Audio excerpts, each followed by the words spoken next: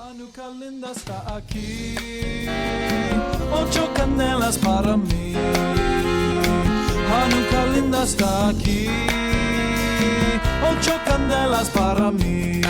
Oh, una candelica, 2 candelicas, 3 candelicas, 4 candelicas, 5 candelicas, 6 candelicas, 7 candelicas. 8 candelas para mí. 8 candelas para mí. Bueno, siguiendo con las leyes de Hanukkah, estábamos viendo el tema de Hanukkah, terminamos con la historia de Hanukkah.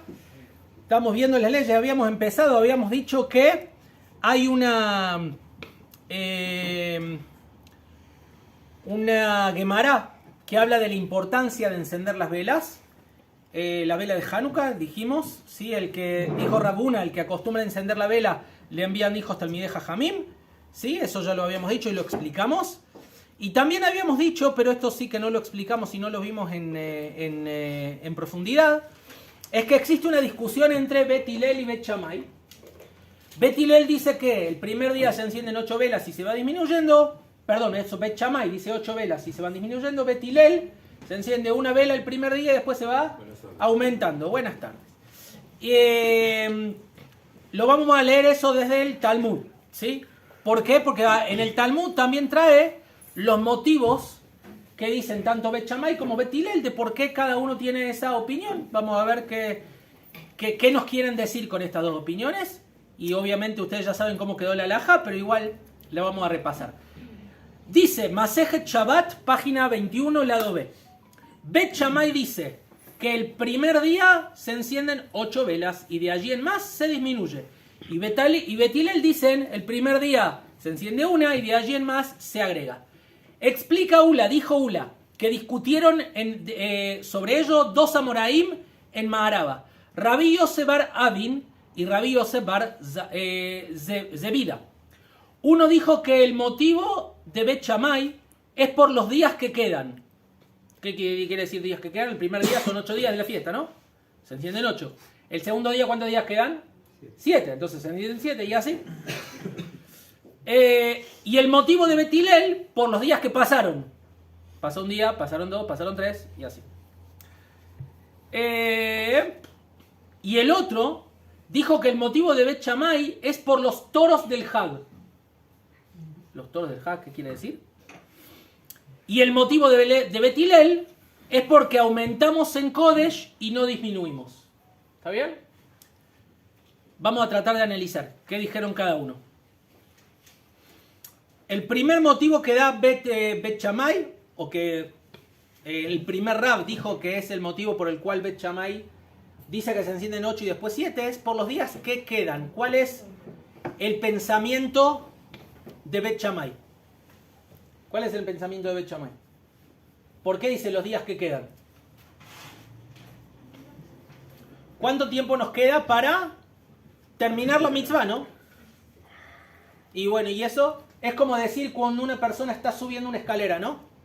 Cuando uno va subiendo una escalera, mira para arriba y ve, a ver, me quedan 10, 9, 8 ya. Quiere llegar a la meta, ¿no? Entonces va contando de atrás para adelante. Entonces, viene Bet Hillel y dice, no, contamos por los días que pasaron. ¿Por qué? Porque son dos visiones diferentes de la vida. ¿Cuánto nos queda para alcanzar las metas o cuánto ya avanzamos del lugar donde estábamos? A veces puede pasar que nos falta un montón para alcanzar la meta. Falta muchísimo. Pero no somos conscientes de que lo que ya pasamos también es muchísimo. Puede pasar. Digamos, dar un ejemplo práctico que tiene que ver con lo que estamos estudiando acá, el Ulpan Giur, etcétera, etcétera. Uno dice, guay, recibí respuesta negativa de la Rabanut. Todavía ahí lo que me queda... Para, y el camino que recorriste para llegar hasta acá, todo lo que pasaron en su país, el llegar acá, todo el esfuerzo para estar acá, para estudiar, no vale. O sea, una cosa es mirar, wow, todavía todo lo que me falta, mirá. O ver todo lo que estudié, todo lo que pasó, todo lo que viví. Lo mismo pasa cuando uno empieza a estudiar para el Ulpan Gyur. Wow, me quedan todavía 10, 11 meses para terminar el Gyur. Pará, y todo lo que vino antes, ¿no sirve? Entonces son dos visiones, son dos formas de ver la vida. Bet Hillel dice, tenés que ver cuánto te queda para llegar a la meta, te tenés que esforzar. Y esforzar más para llegar a la meta. A veces esa visión puede hacer que la persona, ¿cómo se dice? Mitiaesh en castellano. ¿Cómo? Que se desanime. Que se desanime, puede ser que pasa que ve cuánto le queda y dice, wow, mira cuánto me queda. No voy a llegar, no puedo, es demasiado para mí. Y se desanime. En cambio, la visión de Bet Hillel que dice, mira cuánto pasaste. Todo lo que pasaste no es en vano. Vas a llegar a la meta, esforzarse un poquito más. Ya con todo lo que pasaste, un esfuerzo más. Es una visión que te ayuda a también cumplir tus metas, a llegar al objetivo. Más optimista. En santidad y no en Espera, esa es la próxima. Esa es la próxima.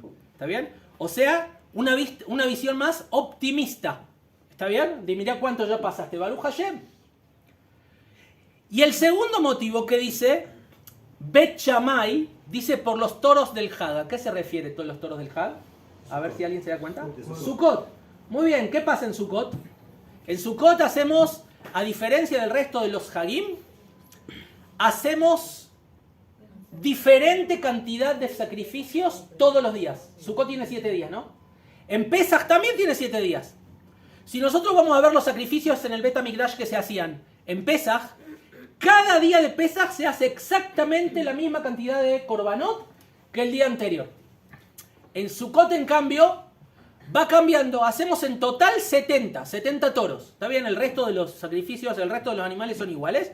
Pero en los toros hacemos 70. ¿Y cómo hacemos 70? El primer día hacemos 13, 12, 11 y así vamos bajando hasta llegar a los 70. ¿Por qué vamos bajando? ¿Por qué vamos bajando? Para llegar a 7. ¿Pero por qué? ¿Por qué no vamos aumentando? ¿Por qué vamos bajando? El primer día 13, el segundo día 12, etcétera, etcétera. ¿Por qué en Sukkot vamos bajando? ¿Cuál es la idea de Sukkot? ¿Por qué hacemos los 70? Por cada nación. Por cada nación, muy bien. Y tratemos de pensar ahora. Primer día, 13, separación, etcétera. Y cada vez vamos disminuyendo. ¿Por qué? Porque el objetivo del mundo debe ser no la división, sino la unión. Es verdad que Am Israel no somos proselitistas, no queremos que todos sean judíos, ¿está bien? O sea, nosotros no vemos la visión de que al final todo el mundo va a ser judío. Pero sí hay una cosa, que de hecho hay una profecía, que al final todos vamos a hacer algo muy parecido, que es servir a Kadosh Baruj Hu. Los no judíos como Bnei Noach y los Yehudim con las mitzvot, pero todos, cada uno con lo que corresponde, sirviendo a Kadosh Baruj Hu. O sea, va a haber una unidad en tema de emuná, que vamos a servir a Hashem. Por eso vamos de la división, 70 pueblos, etc., vamos disminuyendo. Pero por el otro lado, tenemos otra cuestión, que es, aumentamos en Kodesh, pero no bajamos en el Kodesh. ¿Qué quiere decir? Siempre es mejor, en temas de santidad, aumentar y nunca disminuir. Y eso lo tenemos en un montón de alajot. Les voy a hacer una pregunta, un ejemplo. Si yo tengo un Beta Knesset, que digamos con el tiempo ya no se usa más como Beta Knesset. Se fue la gente de ahí. ¿Se puede utilizar ese Beta Knesset como casa particular? No. No, está prohibido. ¿Por qué? Porque el Beta Knesset tiene una santidad especial. Y no se puede bajar de la santidad de ese lugar. Se te puede aumentar. O sea, de una casa particular, ¿puedo hacer un Beta Knesset? Sí, pero no al revés. Ni que hablar de un Beta Knesset es hacer una iglesia, Hasbe Shalom. ¿Está bien? En Argentina se vendió un Beta Knesset a un grupo católico, hicieron una iglesia, Hasbe Shalom. Pero bueno, Beseder, lamentablemente no todo el mundo sabe la halajá, pero es así, sí. Y en el caso de los lugares que hacen eso, como Fue un ejemplo, no me quiero desviar del tema, ¿está bien? No me empiecen a preguntar ahora específicamente sobre este tema.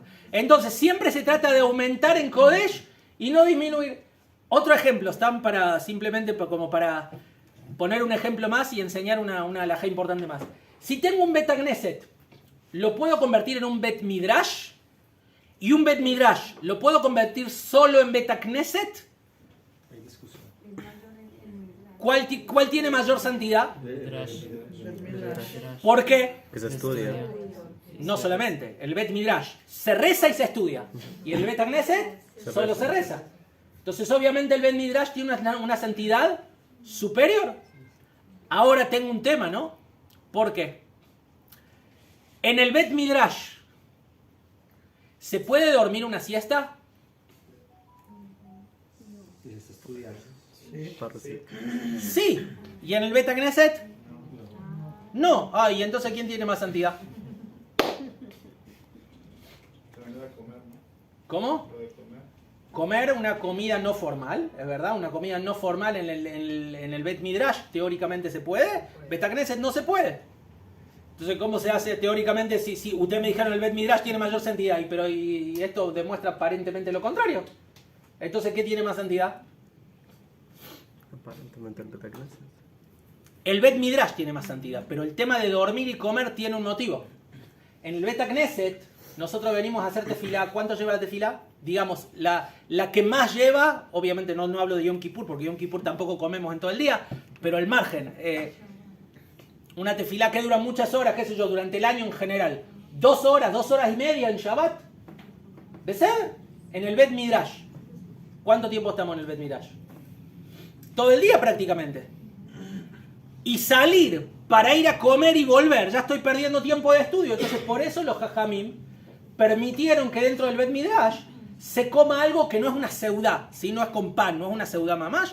Permitieron que se coma algo. Y también el tema de la siesta. Si una persona, por ejemplo, está cansado, necesita dormir un poco, dormir una siesta, obviamente no voy a dormir toda la noche ahí, pero dormir una siesta, unos minutos, para después reponerme y poder volver a estudiar, también se puede. ¿Por qué? Para no perder tiempo de tener que irme a mi casa, ir, dormir allá, volver, estoy perdiendo un tiempo de estudio. Entonces, por eso los Jajamim permitieron en el Bet Midrash.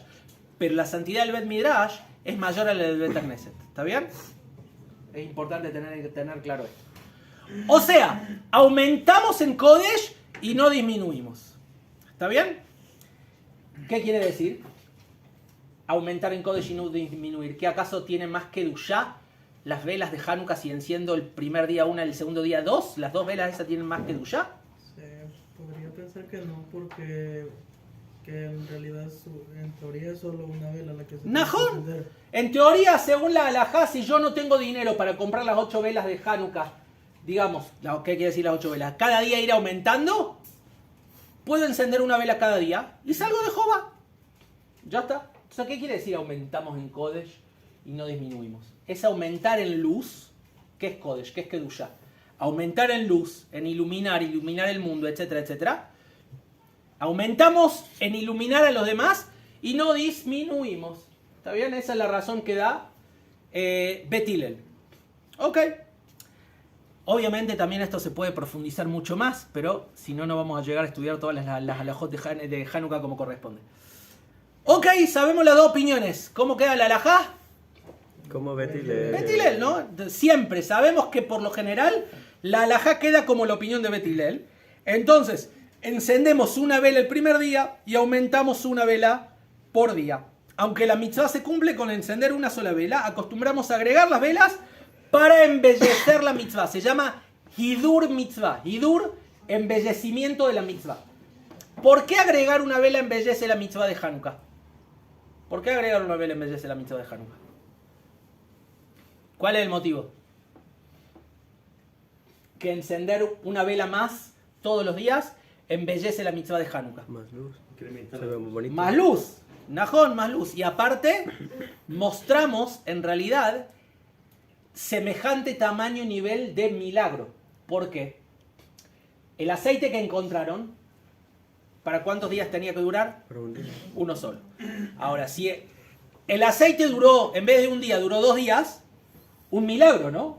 Milagro importante. O sea, el primer día encendemos una vela que teóricamente no es un milagro. Teóricamente, porque tenía que alcanzar para ese día.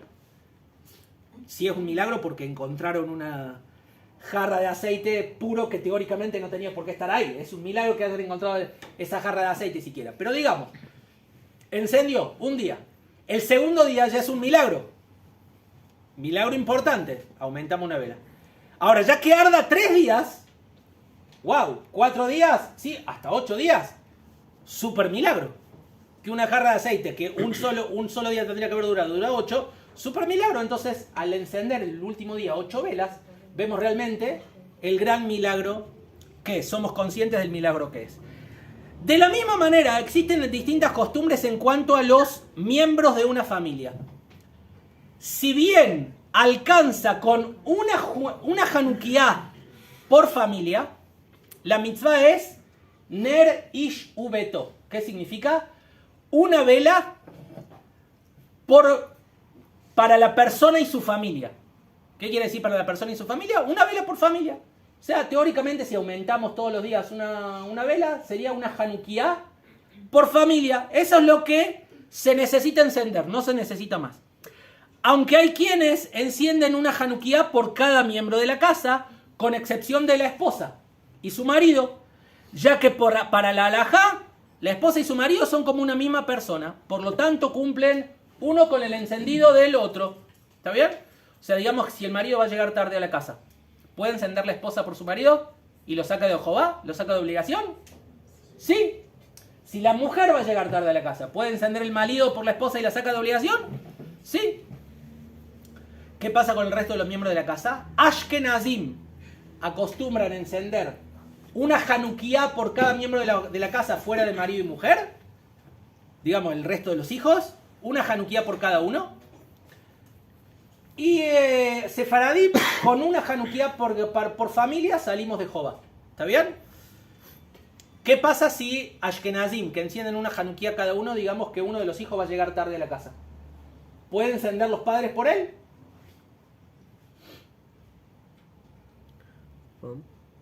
El hijo que va a llegar tarde a la casa, digamos Ashkenazim, que encienden una Hanukkah cada uno. Uno de los hijos va a llegar tarde a la casa, qué sé yo, por trabajo, por lo que fuera. ¿Pueden encender los padres por él? Sí. Obvio que sí. Obvio que sí. Porque ¿necesitan encender 2 Hanukkot los padres para sacarlo de Jehová? Tampoco. ¿Por qué? Porque esto es una costumbre. La halajá lo que pide es una Hanukkah por familia. ¿Está bien? La costumbre de los Ashkenazim se aumentan.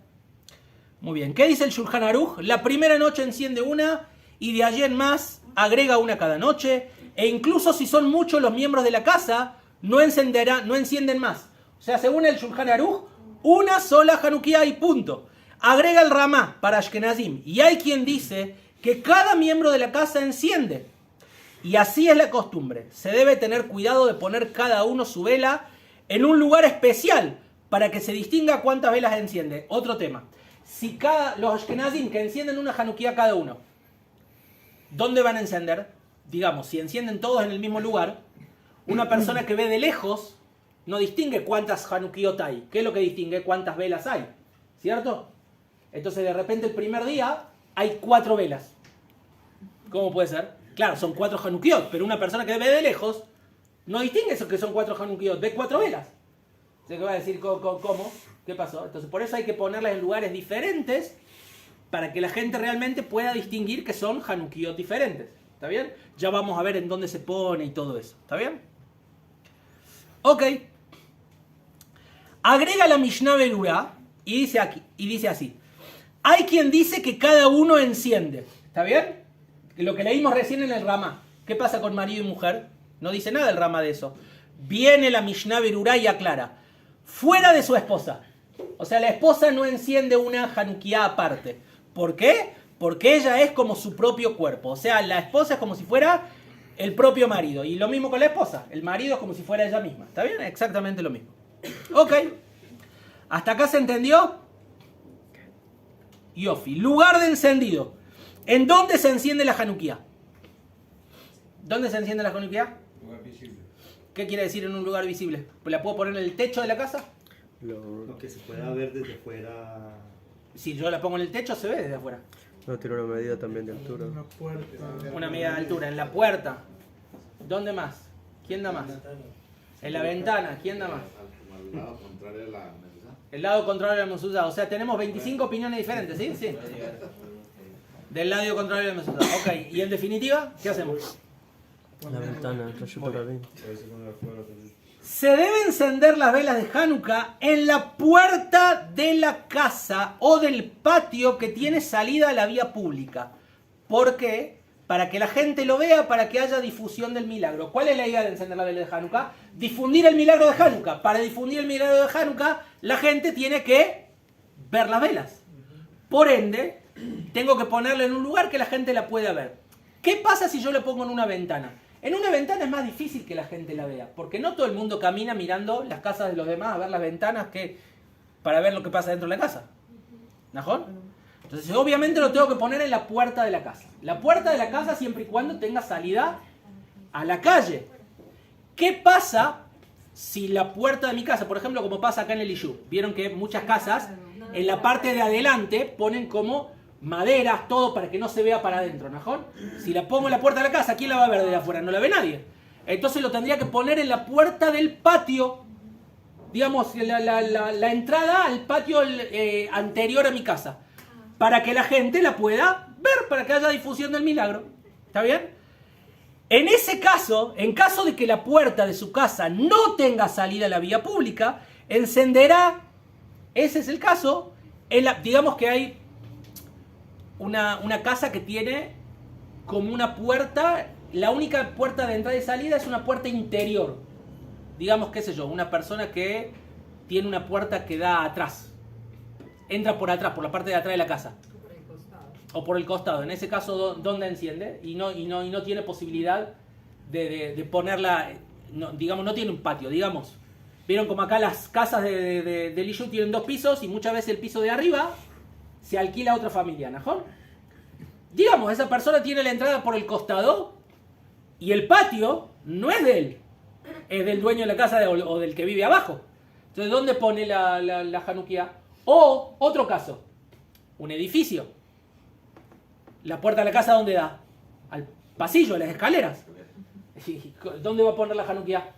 Si la pone en la puerta de la escalera, ¿quién la va a ver? Las personas que pasan por ahí, es medio raro, no la ve nadie. Entonces, en ese caso, la pone en la ventana que mire hacia la vía pública. ¿Sí? En ese caso puede encender dentro de su hogar, o sea, dentro de la casa. No va a poner la vela en el edificio, en la parte de afuera, se le va a caer la vela, ¿no? Entonces le pone la parte de adentro que se vea desde afuera. De la misma manera que si existe un peligro por encender afuera, si existe, digamos, ¿cuál puede ser el peligro que se enciende afuera? En muchos lugares es peligroso. De noche, salir para encender, con la puerta ahí nomás de la puerta de la casa, te pueden entrar a asaltar, qué sé yo, un montón de cosas, ¿no? Depende del país donde uno viva. La Hanukkah es bonita y se la lleva. Sí, la Hanukkah muchas veces vieron que es de plata, entonces te corre el riesgo que más en Sudamérica o Centroamérica, nosotros conocemos lo que es el tema ese del riesgo. Entonces, en ese caso también puede encender en la ventana de la casa. La ventana que dé hacia afuera. Si enciende en la puerta de su casa o del patio, se debe encender la Hanukkah del lado del frente de la mezuzá. O sea, del otro lado de la mezuzá, siempre que se pueda. ¿Qué quiere decir siempre que se pueda? Explico. Bueno, ustedes no conocieron mi casa anterior a la pérgola, ¿está bien? Pero les cuento. Antes de construir la pérgola, en mi casa había una escalerita que subía a mi casa. Digamos, uno sube la escalera así y para entrar a mi casa, doblas y entras a mi casa. ¿Está bien? El problema, ¿cuál es? Que la mezuzá para entrar siempre está del lado derecho de la entrada, ¿no? Entonces, la entrada a mi casa, vieron que está la pared de este lado cuando uno abre la puerta y la mezuzá está de este lado. El problema es que si yo pongo la Hanukkah del otro lado, es medio complicado porque la puerta se abre para allá y está medio escondido, nadie la va a ver. Entonces, en caso de mi casa, por ejemplo, antes de construir la pérgola, yo no podía poner la Hanukkah del otro lado de la mezuzá. Imposible. Entonces, ¿qué hacía? La ponía del mismo lado de la mezuzá. O sea, se pone del otro lado de la mezuzá siempre que se pueda. ¿Ok? Del otro lado de la mezuzá siempre que se pueda. Un segundo. ¿Por qué es esto? ¿Por qué se pone del otro lado de la mezuzá? Porque, ¿cuál es la idea? ¿Cómo? Cada vez que entra y sale de la casa está rodeado de mitzvot. ¿Najón? ¿Cuántas mitzvot tendría, digamos, el hombre al entrar y salir de la casa? Si tiene la mezuzá, la hanukiá, tzitzit, ¿najón? ¿Qué más? El brit milá. Mirá cuántas mitzvot tiene cuando entra y sale de la casa. Está rodeado de mitzvot. Muy bien, ya femeot. ¿Y la mujer, por ejemplo? ¿La mujer? Newt. ¿La mujer qué? Tiene salud. ¿La mujer tiene 2 mitzvot? ¿Cómo no? Tiene 2 mitzvot, la mezuzá y la hanukiá. ¿Saben? Tiene 2 mitzvot, ¿cómo? Está rodeada de mitzvot también. Ok. Y si no tiene la posibilidad de encender desde el lado contrario a la mezuzá, enciende del lado derecho de la entrada, ¿sí? Ahora bien, ¿a cuánta altura mínima y máxima tiene que estar la hanukiá? Tiene que estar a más de 30 centímetros del suelo. Escuchen bien lo que yo digo porque no es 30 centímetros la hanukiá. ¿Por qué digo esto? Hay hanukiot, vieron esas de plata, por ejemplo, que tienen un pie largo y los brazos. ¿Najón? Cuando yo digo 30 centímetros, es la vela a 30 centímetros, no la hanukiá. Porque si yo pongo la hanukiá a 30 centímetros, la vela va a estar más alta. O sea, la vela tiene que estar a 30 centímetros. Depende del alto de la hanukiá, es donde voy a poner ahí la hanukiá, ¿najón? O sea, la vela tiene que estar mínimo 30 centímetros del suelo y a menos de 80 centímetros del suelo. ¿Por qué? O sea, entre 30 y 80 centímetros del suelo. ¿Por qué? Por la visión. ¿Por qué? ¿Por qué la Es visión? más fácil ver. Normalmente cuando una persona va caminando, por la visión periférica, etc., nadie va caminando así, ¿no? ¿Hay alguien que va caminando así para arriba, mirando para arriba? No. Por lo general, o vamos caminando, mirando hacia el frente, o incluso un poquito hacia abajo para ver por dónde caminamos.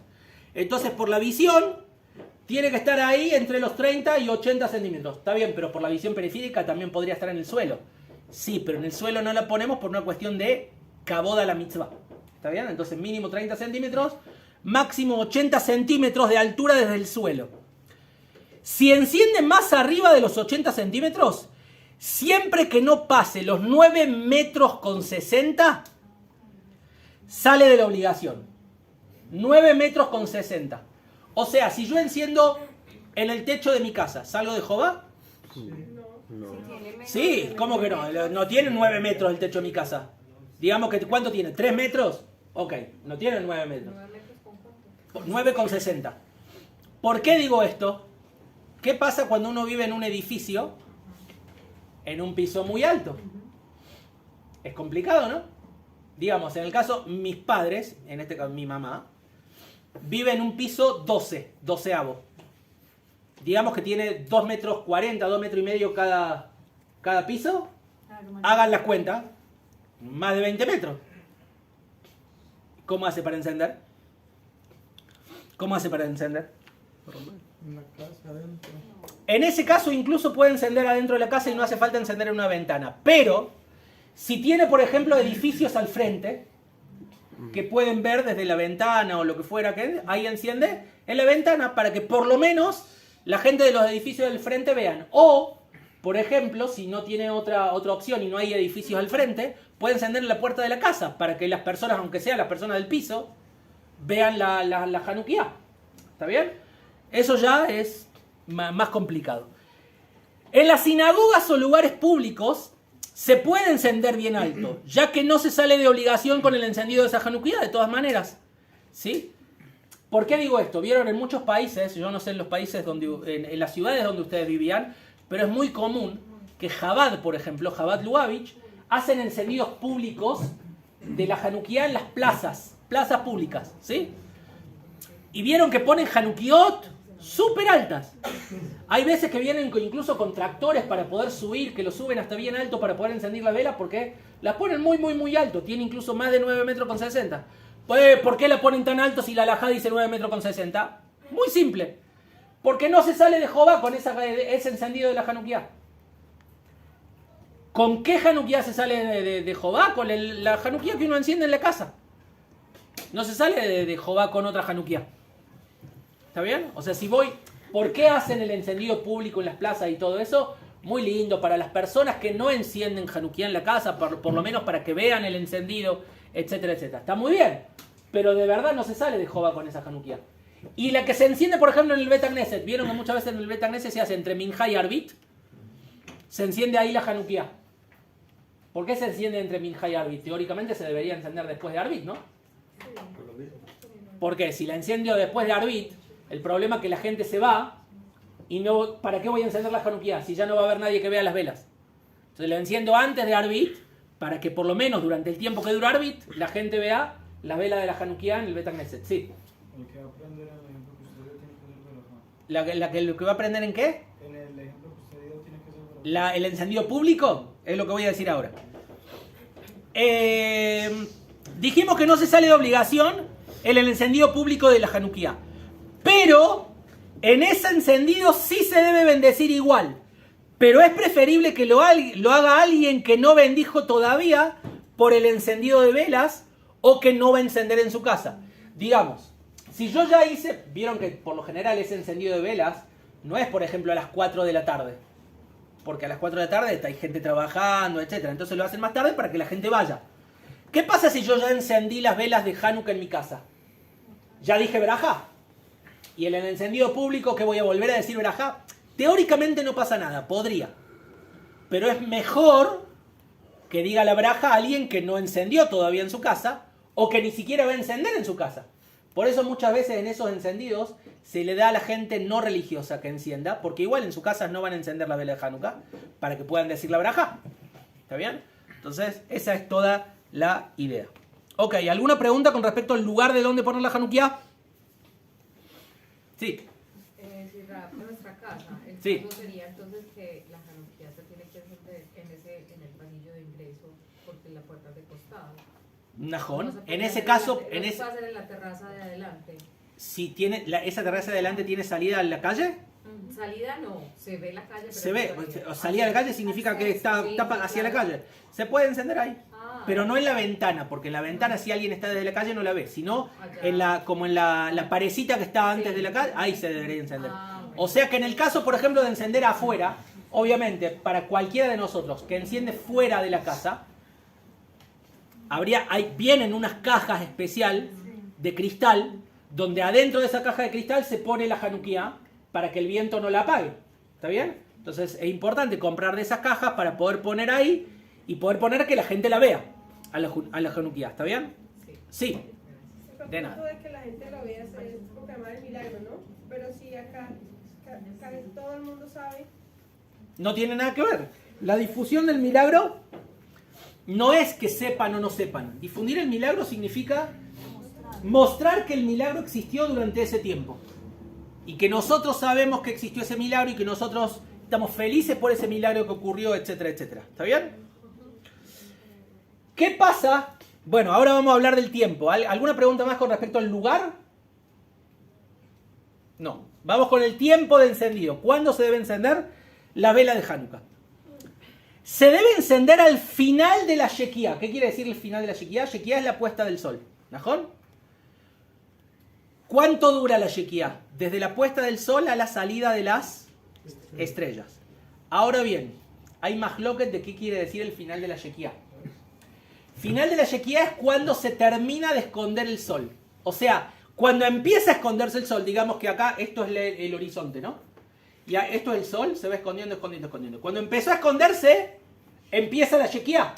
¿Cuándo termina la Shekiah? Cuando se terminó de esconder el sol. Pero todavía no hay estrellas. La halajá dice al final de la Shekiah, con la entrada de la noche. ¿Está bien? De todas maneras, quien no puede encender en ese momento por su trabajo o por estar en medio del camino, digamos que vieron Baruch Hashem Yerushalayim, hay tráfico, Baruch Hashem, digamos que estoy volviendo del trabajo, en el auto, en el bus, lo que fuera, ¡pcac! Embotellamiento, no puedo avanzar. ¿Cómo hago? Y bueno, malazot. Cuando llego a mi casa, también voy a encender. Vamos a ver hasta cuándo puede encender. Sí, en ese caso puede encender más tarde. Escuchen bien. siempre y cuando haya personas transitando en la vía pública. ¿Qué quiere decir? Si yo estoy en el camino y voy a llegar a mi casa a las 2 de la mañana, a las 2 de la mañana, ¿quién va a ver la vela? Entonces, en ese caso, ya no puedo encender. Obviamente que esto depende, ¿por qué no di un horario? Porque esto depende de cada lugar donde uno viva. No es lo mismo vivir en Jerusalén, por ejemplo, que en Kohav Yaakov o en Adam. En un Yishuv, la gente mucho más temprano deja de circular en la calle. En Jerusalén hay gente hasta, ni que hablar si uno va a otras ciudades, Tel Aviv, etc. En Sudamérica o Centroamérica, que también la gente todavía más tarde, no hay problema. Pero depende hasta qué hora haya gente en la vía pública. También depende el día, porque por ejemplo, no es lo mismo un fin de semana. Por dar un ejemplo, en Jerusalén digamos que hay gente hasta las, 12 de la noche, durante los días de semana normales. ¿Qué pasa un jueves o Motzai Shabbat? Hay gente hasta más tarde, mucho más tarde. Entonces podría teóricamente encender un poco más tarde. ¿Cómo sabes que hay gente hasta las 6 de la mañana? Ok.